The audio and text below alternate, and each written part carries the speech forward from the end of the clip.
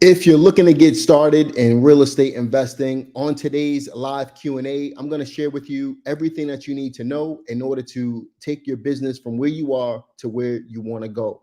Welcome everybody to this live Q&A. My name is Jamel Gibbs. For those of you who don't know me, I've been in the real estate industry since 2002, and I've done more deals than I can count. I'm an active real estate investor.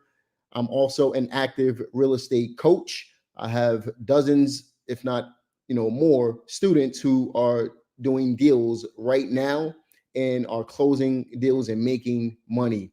And on this training, what I'd like to do is share with you all of the answers to the questions that you may have in regards to real estate investing. Now, before we get into all of this, I do have a free community that I have on school. It's called the Deal Pro community. And I'd like for you guys to check that community out. You can check it out using a link in the description box below. So be sure to check out the school community. It's called Deal Pro Community. And as you can see, I also have my coaching program, Deal Pro Elite, as well as the Deal Pro Accelerator program. If you guys are interested in finding out more information regarding the coaching, you can feel free to check the links in the description box or go to reieducationacademy.com/coaching, or simply go to dealproacademy.com. Welcome everybody to this live Q&A, and I'm going to give it a couple minutes just to allow some people to hop on the line. We can see some people are hopping on the line at the moment. But in addition to that, I also have some questions from the Deal Pro community that I'd like to get started with asking right away. So what I'm going to do is go ahead and log into my Deal Pro community right now and start answering the questions. And if you have any questions regarding to real estate investing, regarding anything that you're facing right now, any type of deal that you need help with, feel free to ask away. I'm here to help you today for the next 60 minutes or so. First question that came from the Deal Pro community is in regards to DSCR loans, double closing, basically all of the different ways of funding deals. And this is coming from Jamal Brown. He asked, I need help with DSCR loans, double closing, hard money loans versus private money, the importance of business. There's a lot of different avenues that he's wanting to cover right now. I'm just going to take one of them and just kind of explain it, and hopefully that'll answer his question. So what's the difference between hard money versus private money? The simple answer to that is this. Hard money is more institutionalized. Private money is, someone with some extra cash who wants to invest their money. A good way to look at that is this. A private money investor can be your next door neighbor. They can be a relative. They can be someone who you work with, who just has some extra cash laying around and don't know what to do with the money. That's the true essence of private money.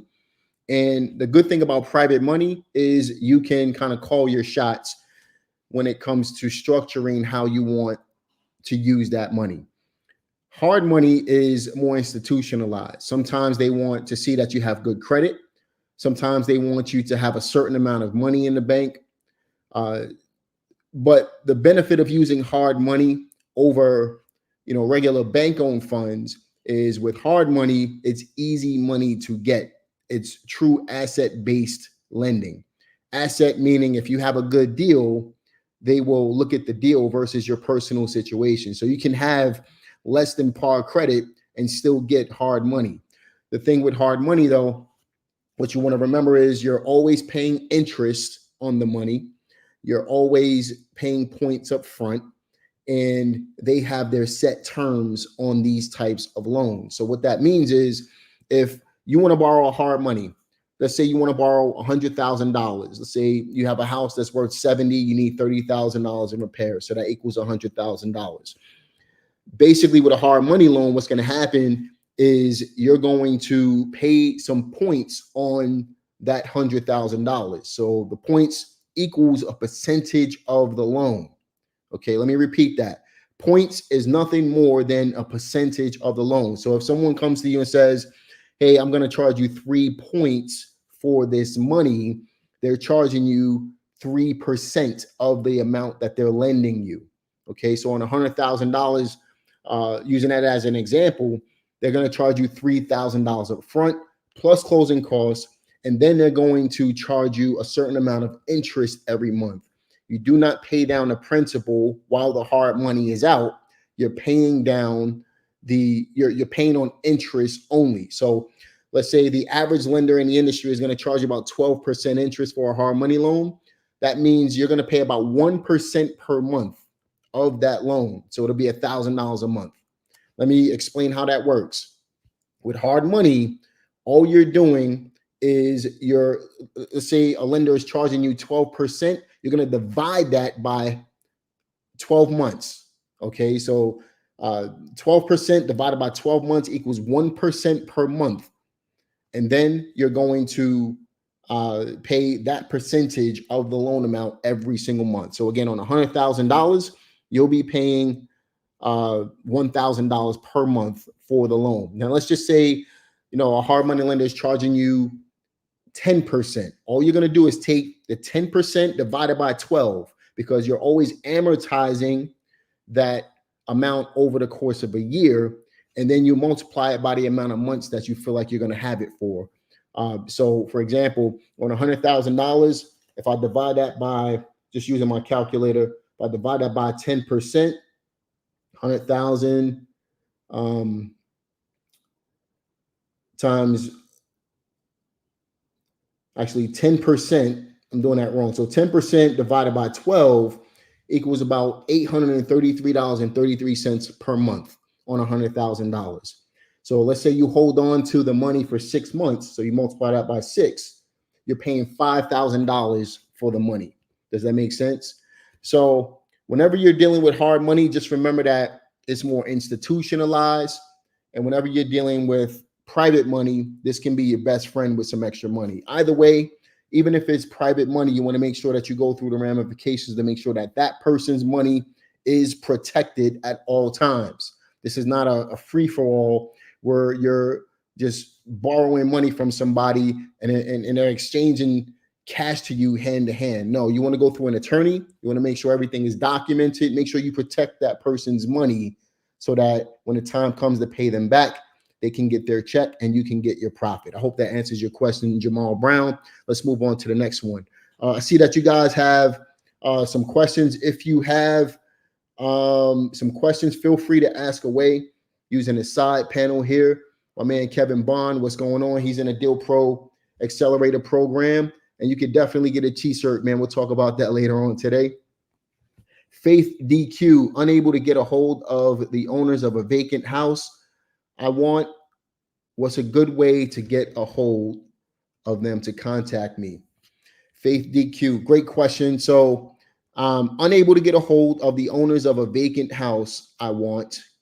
What's a good way to get a hold of them? So tell me about some of the different ways that you've used to contact them already, and I'll see what I can do to help you out. If you can just use the chat bar on the side there, I'll be happy to answer that question once I get that information. So again, if you're unable to get a hold of the owner, tell me what you've already done, and I'll be happy to answer your questions regarding that.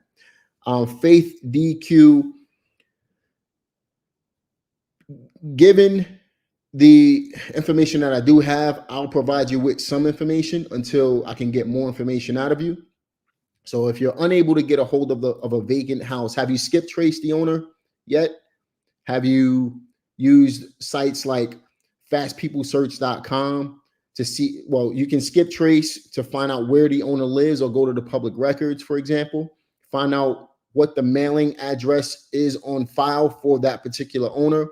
Then you can skip trace, or you can skip trace, right? So that's another way to do it. So you can skip trace without leaving the comfort of your home, or you can go online to sites like netaronline.com. Go to the public records, the data information, the tax assessor's website online. And then what you would do is go ahead and find out where the owner lives or what their mailing address is. You would take that information over to sites like fastpeoplesearch.com, enter that information, and then get the seller's contact details from there. So you said you looked up the phone number on the taxes. You dropped a note at the house to contact me. That's always a good way to do things as well. Have you found the mailing address on? So you did skip trace. Okay, so you found the mailing address. You know where the seller lives. You got the seller's phone number and everything like that.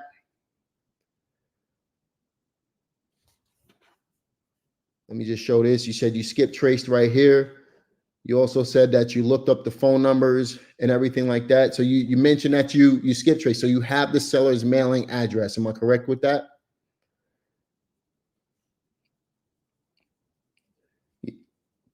You have the seller's mailing address, right?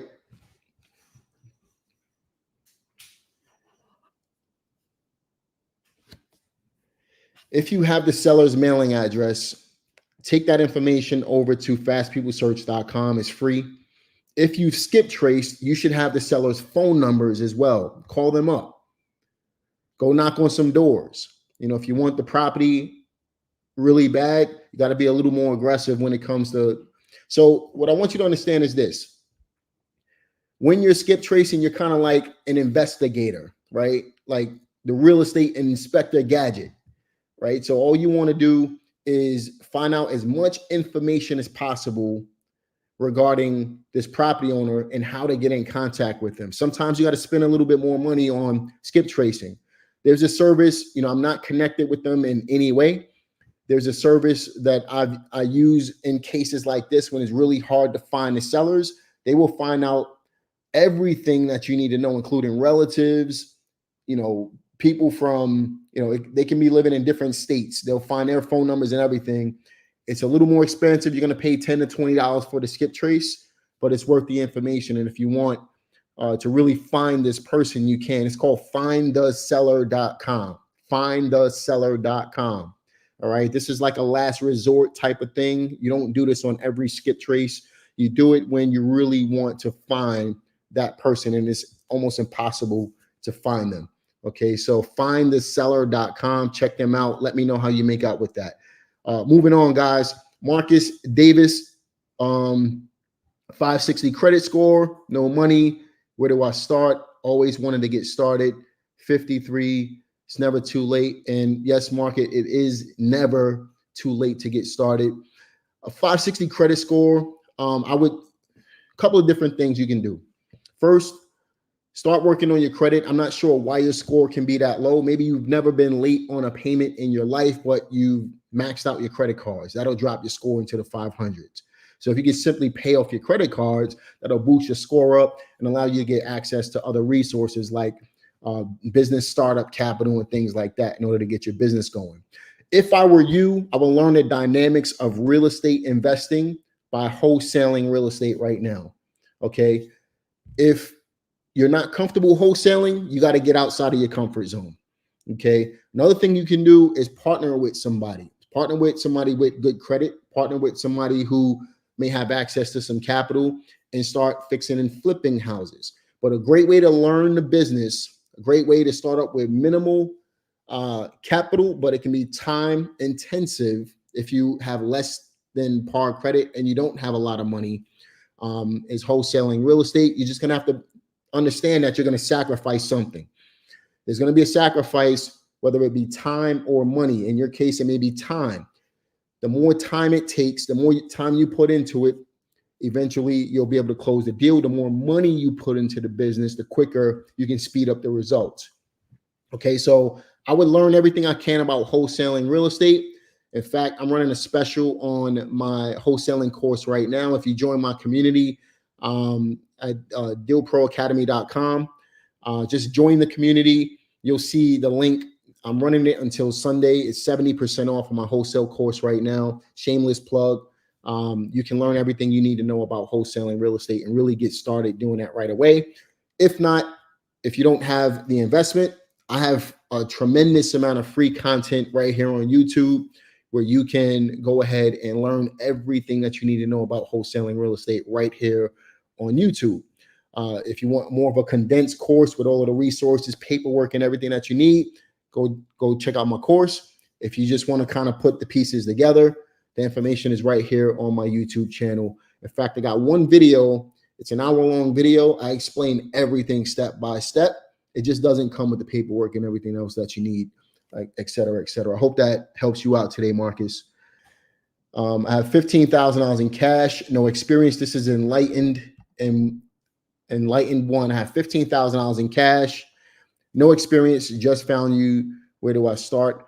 There's a lot of things you can do with $15,000 in cash. It just depends on your situation. I'm not sure what your credit is. I'm not sure what your exit strategy is going to be. What do you want to do? Do you want to fix and flip? Do you want to rent properties? What market are you in? There's a lot of different dynamics that we have to look at in order to answer that question. But if I have $15,000 in cash with moderate credit right now, and I was in a decent market, not a major city like New York or California where you're going to need a lot more than $15,000 to fix and flip. If I'm anywhere else in America where I have moderate pricing on homes, things of that nature, me personally, I started off in a business as a fix and flip real estate investor. Is it risky? It can be when you don't know what you're doing. That's why you pay for guidance, or you find a local investor to help you in that regard. But for me, I would start off as a fix and flip real estate investor. Wholesaling is a hustle. That's what people don't tell you. I'm here to tell you the truth all the time on my channel. Wholesaling is a hustle. It's a great way to make a lot of money. Don't get me wrong. I'll give you an example. I just wholesaled a plot of land while I was away on vacation within a week, right? We made 15 grand away on vacation. I got 8 houses that I'm wholesaling right now, okay, this week. Wholesaling is a hustle though, if you don't know what you're doing. When deals can come to you and you understand what a deal is and you can put the pieces together, wholesaling is a breeze. But for a lot of newer real estate investors, wholesaling can be a hustle. An easy way to get out of the hustle is when you have a little bit of capital. You have access to different resources. You can start fixing and flipping. Make the wholesalers do all the work to find you the deals. Because finding a deal, honestly, for newbies is the hardest part of the business. If you can skip that and have somebody else find the deal, and you can get access to the capital to be able to buy the deal, which once you have the resources to be able to do that, you can get it done, then real estate investing becomes a breeze. For every one house you fix and flip, it'll equal up to the same amount of profit for 3 wholesale deals, if that makes sense. Right. So if my average wholesale profit is going to be $15,000 to $20,000, I can make $50,000 to $60,000 in the same amount of time just wholesaling, just fixing and flipping real estate. And obviously, there's wholesalers who can do 10 deals a month, 20 deals a month. That's not everybody. I'm talking to a brand new real estate investor right now. If you're brand new, I'm talking to you. I'm not talking to somebody who's already doing 5 deals and want to scale to 20 deals. I'm talking to somebody that's brand new. It's going to take you some time. For every 25 offers you make, you will get 1 deal. Okay, that's a fact, nationwide average. Every 25 offers you make, you get 1 deal. With fixing and flipping, for every 10 offers you make, you get 1 deal. And by the time you find, by the time you find 75 properties to put offers in on, you've already closed that 1 deal, which equates to the same amount of profit in your real estate investing business. And I hope that makes sense for you. So to answer your question, if you have $15,000 right now, there's a couple of things you can do. You can invest that money into education. Okay. You can invest that money into finding more resources, or you can put that money into marketing your wholesale business if you know what you're doing, to be able to double, if not triple, that money up in a relatively short period of time. If it were me, I would buy education. I know I'm biased because I have a coaching program, but even if you decide not to join my coaching program, go to somebody who you feel you're comfortable with. Go to somebody you trust, right? But make sure you educate yourself. And you don't have to invest a lot of money. Don't put the whole $15,000 in. Invest a portion of that money into some education. Learn what it is that you want to do, and then you'll know exactly what to do with the money. I hope that answers your question. Okay, so next question we have here. Great credit, but I don't have time. Okay, so enlightened, you said you have great credit, but you don't have the time. Do you have any capital? What's your capital looking like? If you have great credit, you can use your credit to get lines of credit to be able to get seed money to be able to fund your business. If you don't have time, fix and flip or fix to rent is the best way to enter the business, in my opinion. If you have time, wholesaling may be a better way to do things, unless you want to build out a wholesale machine where you're going to hire virtual assistants and you're going to be able to fund that machine continuously on a monthly basis. What do I recommend? Start by fixing and flipping, using your credit to be able to get you the seed money to start your business. And then you can do, even if you did one deal every 3 months, if you made an extra 6 figures a year based on your situation, would that help you out? That's a question that you need to ask yourself. I'm not here to answer that question for you, but I am here to kind of help you with the way I think about things, given my circumstances. Okay. So you have, that was a great question regarding the $15,000. That was a great question. I appreciate that as well, Faith DQ. Candy, let's see, Candy 420 Kane says, yes, fix to rent. That's definitely what I'm looking to do. If you're looking to fix to rent, what I recommend you do is have a little bit of capital, right? Have some capital, have the ability to find great deals. But in addition to that, have decent credit. Fix to rent, build yourself up to a 680 credit score. If you have at least a 680 credit score, you can pretty much do anything you want in this business. If you have bad credit, wholesale real estate until you can get your score up. Okay, that's my recommendation there. My man Raven, he's in my program as well. He said let him get a t-shirt. Hit me up in a group and I'll get one over to you, man. No problem, brother. Let's see. Michael Gordon, question. Have you ever did business in El Paso, Texas? I have not. It's very hard to find deals out here. It's only as hard as you make it, honestly. You know, and I've been in the most competitive markets in the country and been able to consistently do deals. The reason for that is because I understand what a deal looks like. Most people don't know what a deal looks like. So what I recommend you do is talk to some local investors who are actively doing deals. There's wholesalers in your market. There's rehabbers in your market. I guarantee it's not difficult for them to find deals. And there's a reason for that. It's because they know what to look for.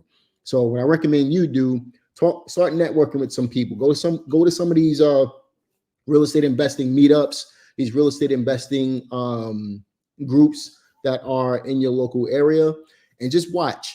If you just join some of the local real estate groups on Facebook in your area, guarantee you're going to see people popping up deals. Talk to those people who are putting these deals up. See what they're doing and then duplicate it. That's all you got to do. This is a rinse and repeat type of business. We don't want to reinvent the wheel. We want to copy and paste what somebody else is doing. And that's how you're going to get yourself from where you are to where you want to go. Copy and paste. That's why coaching programs exist, right? Copy and paste. And then sometimes, you know, you need that guidance. You also need that hustle along with it as well. So just remember what I told you a little while ago regarding 25 offers to 1. Find enough deals, find enough leads. Sometimes you got to spend the money, find the deals, send out direct mail campaigns, right?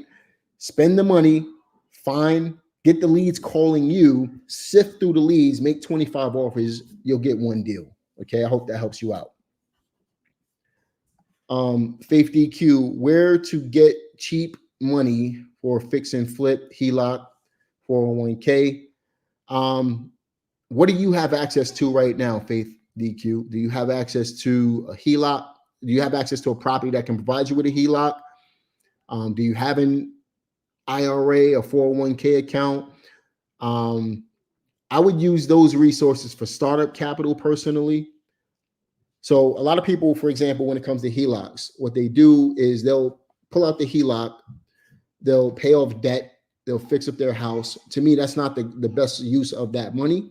The best use of a HELOC is to use that money to be able to start up your fix and flip business or your fix to rent business, make a profit on that money, pay the HELOC back off, and now you have the seed money from the investment that you just invested into. Does that make sense?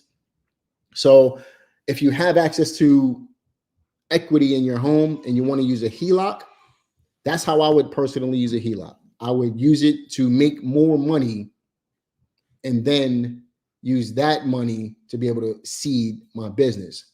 And I still got access to the HELOC, but I don't have to touch it. That's my own personal residence. That makes sense. So you got both. So you got great credit. You got 401k. You got a HELOC. So you got resources. How educated are you when it comes to real estate investing? How educated are you when it comes to real estate investing?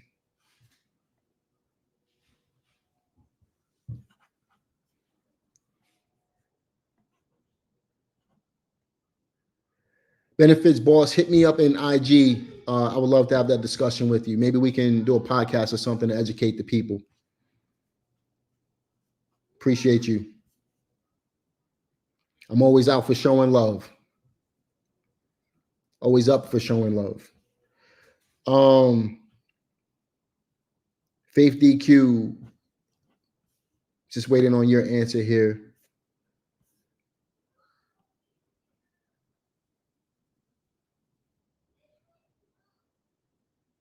All right, so let's see what else we got here. Marcus Davis, I'm in Wilmington, Delaware. Would you invest here? I've never done a deal in Wilmington, Delaware, but I would invest anywhere where there's deals.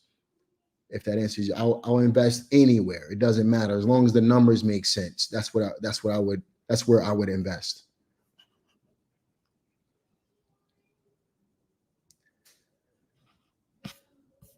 All right, we got another one here from Sharon English. How do you find legitimate private money lenders? How good does your credit generally have to be? With private money, you don't need credit. With private money, you don't need credit. Real private money.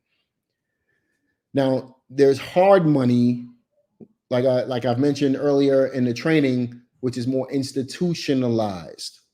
Hard money lenders, a lot of them consider themselves to be asset-based lenders, but in reality, they're closer to an institutionalized type of lender than true private money. Private money can be your best friend with some extra money. You don't need to show your best friend your credit card or your credit report in order to be able to get money out of them. You just have to be trustworthy. Okay, so there's a difference between private money and hard money.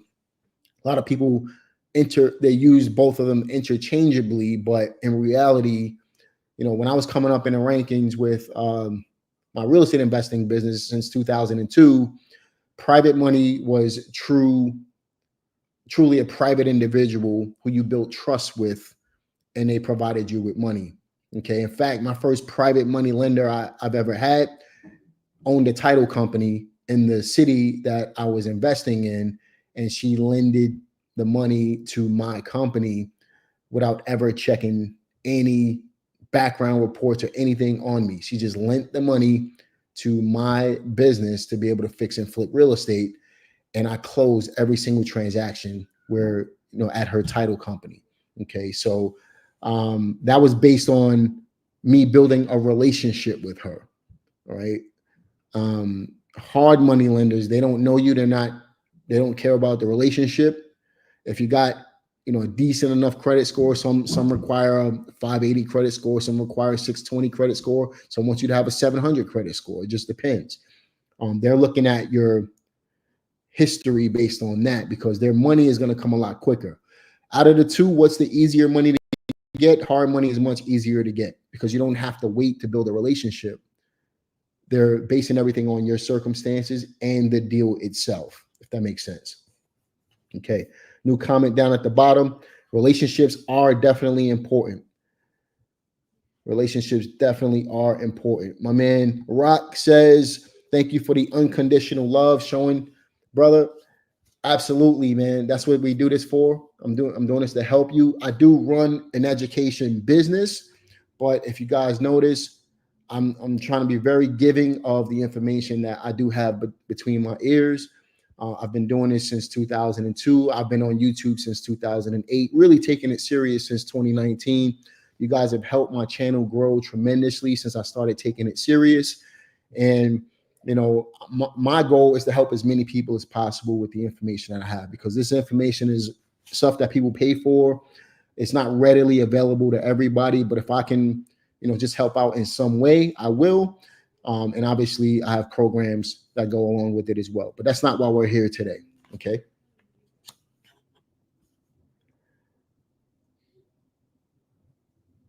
All right. So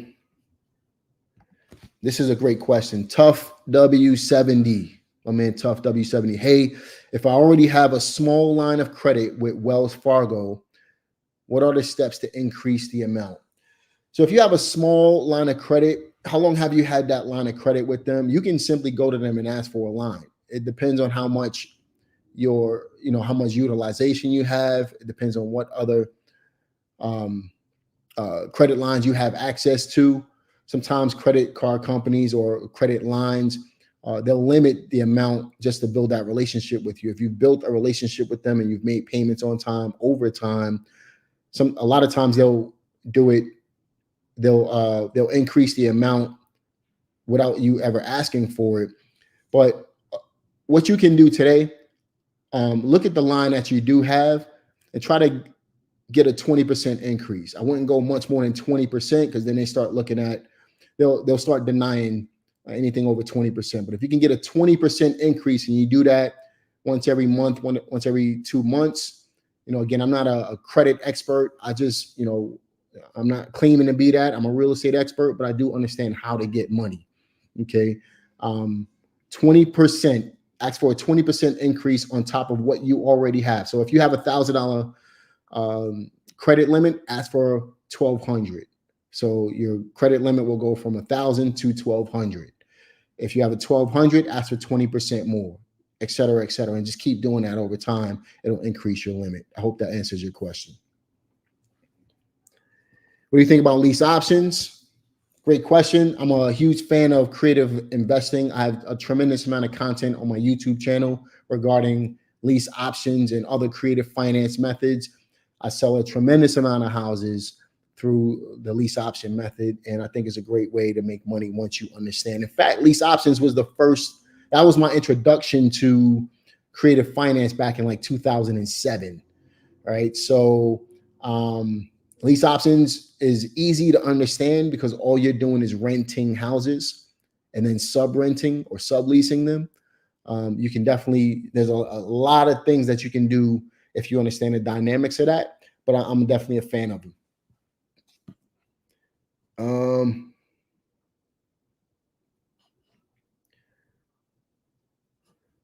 My man, Tough W back. He says, good look, boss. Was going to over request and probably get denied. I would stick to 20% or less, man. I would max out 20%. It's just something I've learned over the years. Other people may have had different experiences, but 20% seems to be the magic number. When you ask for that, they'll generally take your request seriously. I hope that helps you out, man. Let me know how you make out with that, brother.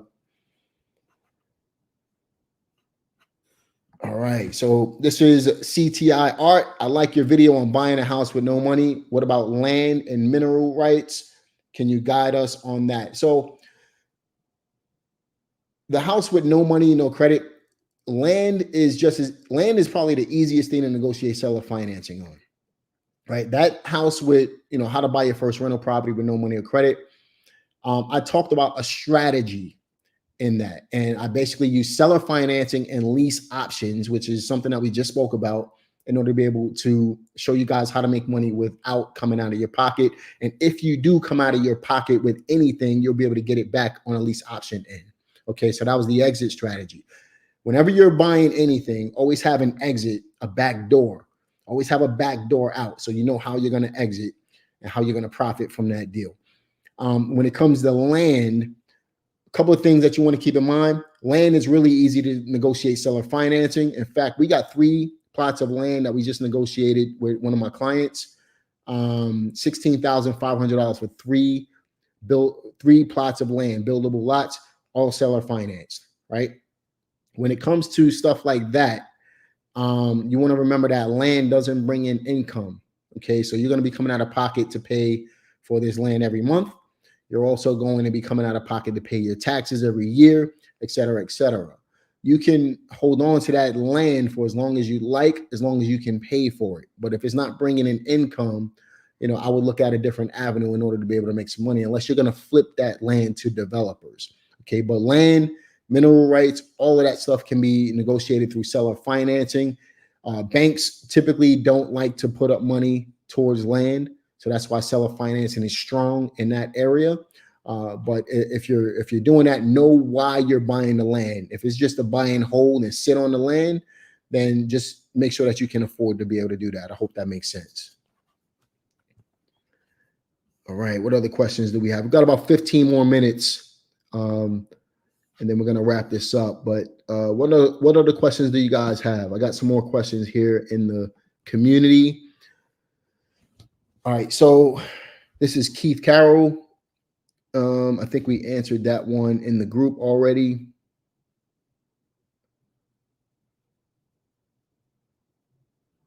All right, so Keith Carroll in my group in the Deal Pro community says seller wants to sell 4 properties in a package deal. The properties are in an out-of-state market, Alabama. I have the properties under contract. What do I do next? Find a title company or a cash buyer. I would find a cash buyer first and then worry about the title company stuff after the fact. All right. Once you have a buyer, then you can start the title process. That's me personally. You have the contract on the house. You can't go to closing unless you have a buyer or if you don't have the cash. So find your buyer and then worry about closing out the deal. Okay. And a lot of times the buyer is going to have their own title company or attorney that they use anyway. So you could run the title and waste the money on the title search when the buyer is going to use their own closing company anyway. Okay. So I hope that helps you out, Keith Carroll. Got another question. This is coming from, let's see here.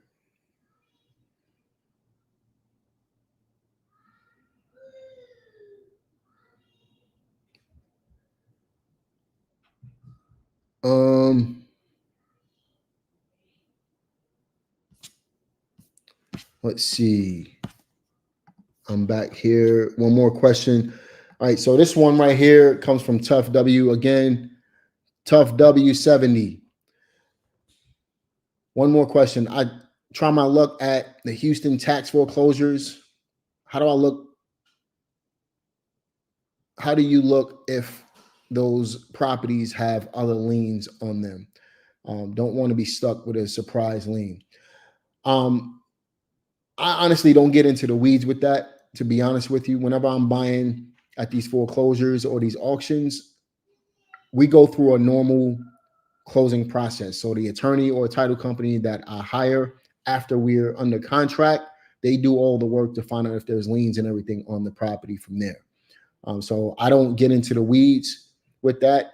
I typically let the closing attorney or title company handle that, and I can decide to proceed on the deal or not based on the information I get from them. I hope that makes sense. All right.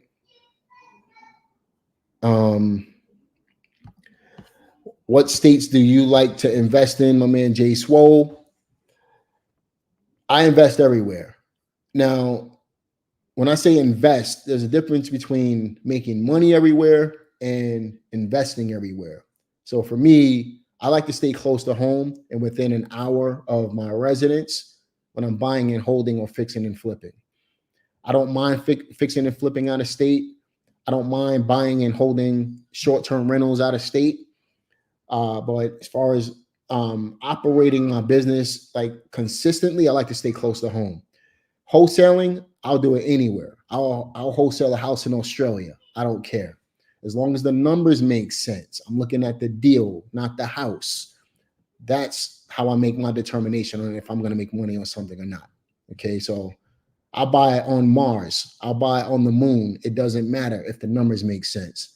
I'll wholesale a house. As far as buying and holding and fixing and flipping, I like to stay within an hour of where I live. I hope that makes sense. My man Michael Gordon says your information is priceless. Thank you again. I appreciate you joining, Michael Gordon. I appreciate you, my brother. Annette Sullivan, is this recorded? This is going to be live on YouTube. This is going to be live on YouTube. And once we end this live stream, you'll be able to rewatch it as many times as you want.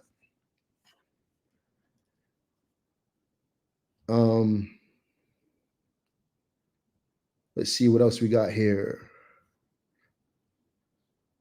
What about subject twos? So Charlene Mitchell, what about subject twos?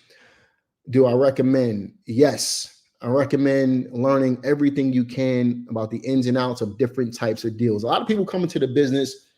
See, what I've learned over the years, I've been training real estate investors since 2006. I've been an investor since 2002, right?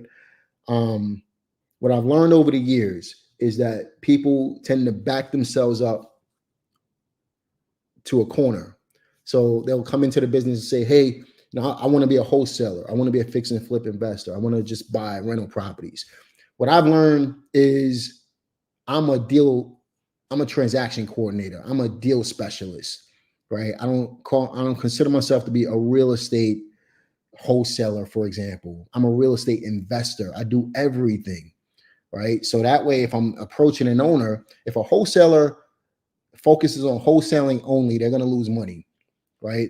Because they're looking for the large spreads to be able to wholesale the deal, to be able to make an assignment fee. Me, I'm approaching it from a different angle. I'm listening to what the seller is saying, and then I'm solving a problem that they may have in order for me to be able to create a winning opportunity for both of us. Makes sense, right? So for me, if you're a wholesaler and you're looking for the large spread, the seller may be interested in renting you the house. I may put together a lease option deal. The seller may be interested in seller financing. I may do seller financing on the deal. I'll pay a little bit more than you, but I got the house. I got the asset. Subject to, a seller may be underwater on the house. A wholesaler wouldn't even know what to do with it. I can wholesale a subject to deal, right? If I know how to put a subject to deal together. So if I take over the seller's payments and then assign those payments over to somebody else, I can make $10,000, $15,000, $20,000 just assigning a subject to over to somebody else. You understand? So I would learn everything you can about different aspects of the business. Obviously, you want to focus on one first, but learn as much as you can about everything. I'm a well-rounded real estate investor. I'm not a one-trick pony, right? And that's why I do a lot more deals than the average investor in my area.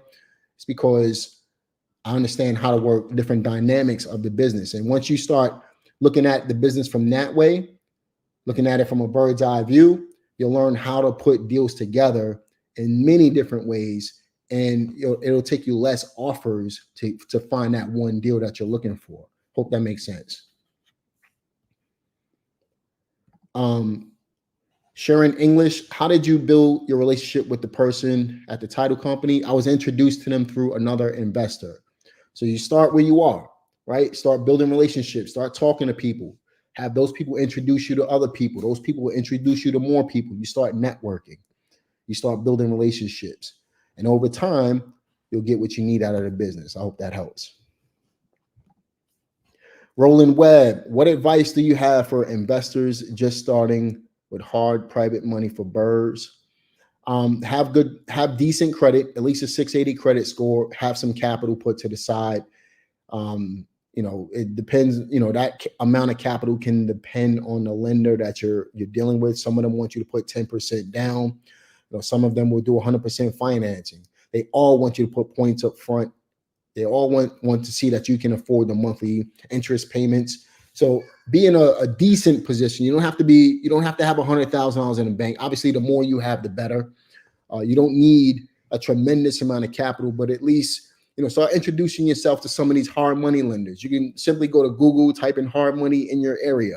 Start contacting some of these hard money lenders, see what they want, and start working yourself towards accomplishing what they want so that you can qualify for some money. Okay. Hope that helps you out, man.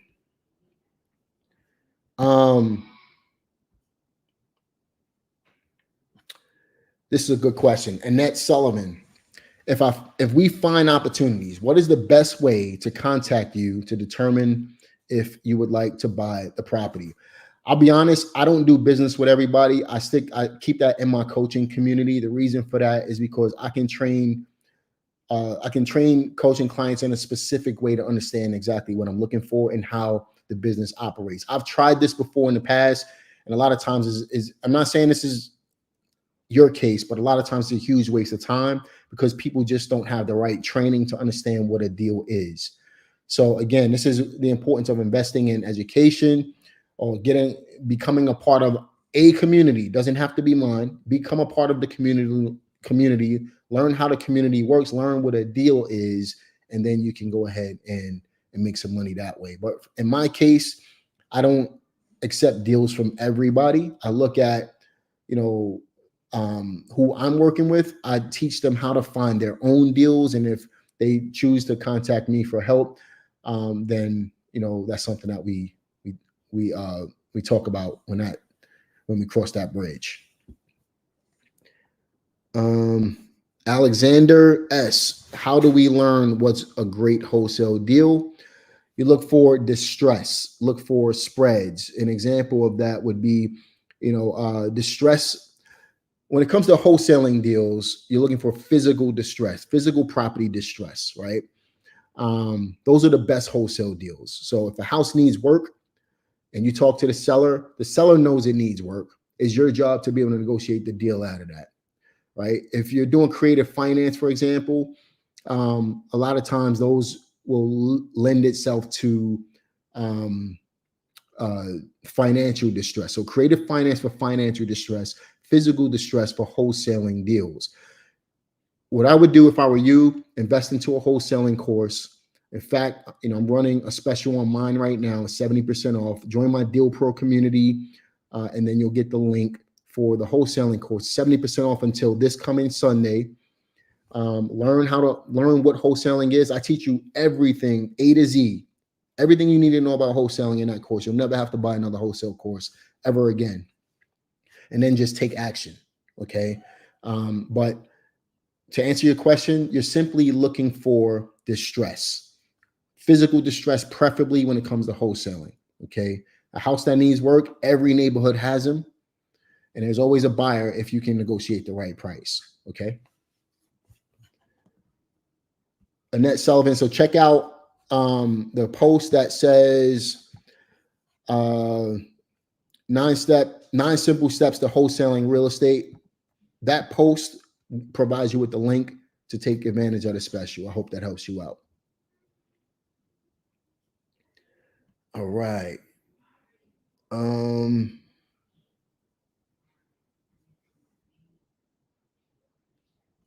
What else do we have? Who else has any questions, guys? We got about 7 more minutes. Then we're going to wrap this thing up.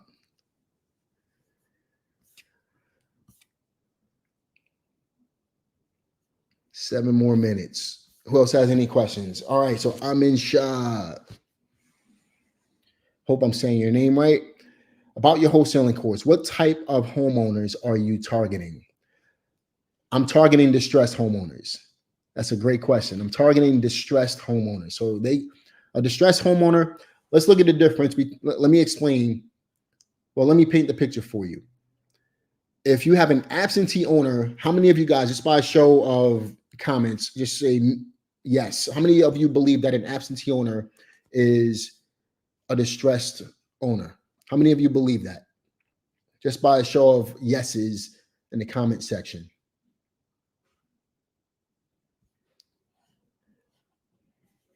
Just by a show of yeses in the comment section, how many of you believe that an absentee owner is a distressed homeowner or distressed property owner?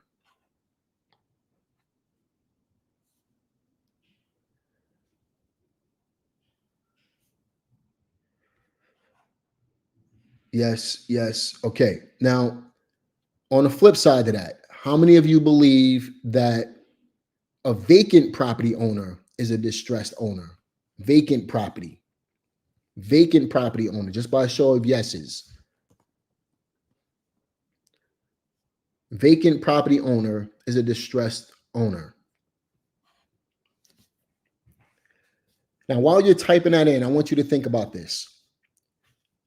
An absentee owner and a vacant property owner. Which one will be more distressed? Type in vacant or absentee. Vacant or absentee. There's a difference between the two. And I'm proving a point here. So type in vacant if you believe the vacant property owner is going to be in distress, or the absentee owner. Which one is going to be more of, which one will be in a more distressing situation? Vacant, vacant, vacant. Now, my question to you, because obviously you guys have the answer, why? Why do you think a vacant property owner is going to be more distressed than an absentee property owner? And then while you're typing that in, I'm going to give you the answer. Absentee doesn't necessarily mean distress. An absentee owner simply means the property owner doesn't live in the property. They can be renting the property out and bringing in income. Vacant simply means the property is not generating any money. So out of the two, a vacant property owner is going to be in more distress, especially if they're facing layers of distressing situations. So an example of layers would be code violations. Maybe they have to take care of the property. It's not bringing in income. Plus, they got to keep cutting the grass. And if they don't cut the grass, they're going to get code violations. Maybe tax delinquency. Maybe, it can be any, maybe they have 2 mortgages, anything, right? Anything that's going to cause some type of distress. A vacant property owner not bringing in income from a property is going to be in more of a distressing situation. That doesn't necessarily mean that absentee owners aren't in distress. Some of them are, but not. But we're talking about a percentage of absentee owners that are in distress. So when you ask me something like, what type of homeowners am I targeting? I'm looking for distressing situations. So you really have to sit and think about this. What will cause distress? Will a tax delinquent list be efficient? What if you pull a tax delinquent list and that same person is on a vacant property list? What if there's a water shutoff list, right? What if there's an eviction list and this person is on all of these different lists? You see where I'm going with this? So you got one person on 4 different distressing lists. You think if you contact that person, you'll be able to negotiate something with them? Or what if you got somebody that's just on an absentee owners list, but not on these other lists? Which one do you think you're going to have more success with? So you can stack motivation, right? You can stack the different levels of motivation in order to be able to find more distress and then reach out to those people. Or you can go with a level 1 layer of distress and hope that somebody's going to be in a situation to sell you the property. So just think about, people go through divorce, people go through bankruptcy, people go through these different things. Think about, if you're driving a neighborhood, a house needs work. There's a reason that house needs work. Maybe the person doesn't have the money to fix up the house. Would they like to make some money on it and get rid of the headache? That's why we look for physical distress. So I'm just describing different layers of distress that you can look for, but it's up to you as an investor to think outside the box and say, okay, if I was a property owner and I had to sell today, what type of situations would I be in? I hope that makes sense.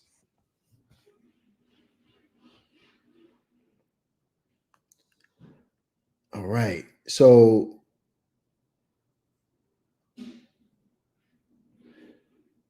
you guys enjoyed today's training?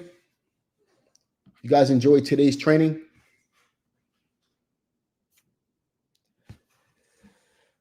Would you guys like for me to do more of these trainings, maybe once a month or so? I'm thinking about it. If I have the time, I'm definitely interested in doing these. If you'd like to see these on a more, frequent, maybe a monthly basis, I'm willing to do it. just let me know in the comment section. And there was, that one comment about my students deal. I'll definitely be able to post about that relatively soon. I just don't want to talk about it until I know that they've actually closed and made their money. Okay. So I do appreciate you asking about that though. And there will be an update coming on that deal. Just be on the lookout for that. Okay. I just don't care to talk about, the deal until it actually materializes into a check. And then we can talk about some real numbers. Okay. Either way, they're still going to clean up really nice on the deal. But, again, I just don't want to talk about that until we actually materialize the check. Okay. Is there a wholesale calculator? You can use my Investor Deal Pro software. We have a wholesale calculator in there. You really don't need a wholesale calculator though. In my course, I teach you how to calculate the number right in your head. I'd never use a wholesale calculator. Once you understand a simple formula, you'll be able to do the numbers within 5 seconds in your head to know how much you should pay for a property. Okay. But yeah, guys, I really appreciate you joining me on today's live. This was Real Estate Investing 101. I'm looking forward to doing more live Q&As just like this. If you're interested in my wholesaling course, I have a fix and flip course and a cash flow course as well. Join my Deal Pro community by going to dealproacademy.com, and you can chat with me in the community, and I'll send you the link for the course. I am running a special on the wholesale course right now. Maybe sometime in the future, I'll run a special on the other courses. I'm not 100% sure. There's also coaching available. Coaching is not for everybody. It's not cheap. It is taking up my time, so we do charge for it.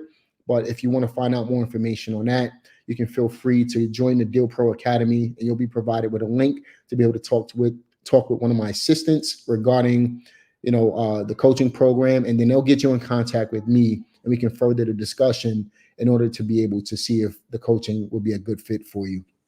So there is a screening process with that. I just want to make sure we're working with serious people who are ready to get started. But I do provide you with everything that you need in order to be as successful as possible in the business. There's multiple coaching clients that's on this line right now. I appreciate you guys joining us and supporting this live Q&A.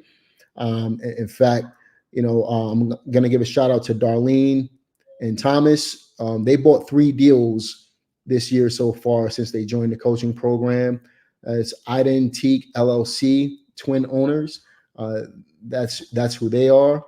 So shout out to you guys. I appreciate you guys. They're from New Jersey, but they live in the Atlanta area now, and they're rehabbing 3 houses right now. Incredible, right? Shout out to I saw a couple of other guys on the line today. Let's see who we got. I just saw Kevin Bond. Shout out to him. He just got an offer accepted. He's been in my group program, my Accelerator program for a little while now, but he's just got his first offer accepted, and we're in the works of making that happen as well. I'm not going to talk about that until we solidify the deal. So shout out to Kevin Bond. I saw somebody else in here, Raven. Shout out to Raven. He's in Detroit. Raven is working toward getting his first deal right now. So shout out to Raven. Thanks for joining us. And I think that's it, guys. You guys have been amazing. One more question. Taz Myers. If the distressed owner is not willing to come off the price because they want to pay off the house and a car, and there is equity, but not enough to see a profit for me to rent it after purchase. So I guess you're asking me if I would do that type of deal. It depends. I don't know. So if they're willing to do creative finance, I can work something out. But if I'm wholesaling it and there's not enough spread in it, then there's no deal really. They can try to sell the house through a realtor. It's going to be really hard for them to sell it. But the numbers have to make sense in order for me to be able to buy the deal. So that's a question. I'm going to leave that with a question mark only because I don't have enough details. There may be a deal. I don't know. But without the details, I won't be able to answer that in full detail. I hope that helps. So Listen, guys, it's been a real pleasure. Be sure to check out Deal Pro Community, the Deal Pro Community by going to dealproacademy.com. But listen, it's been a real pleasure. Be sure to like this video, subscribe to the channel, click the notification bell. I'll see you guys on the next one. Take care, everybody.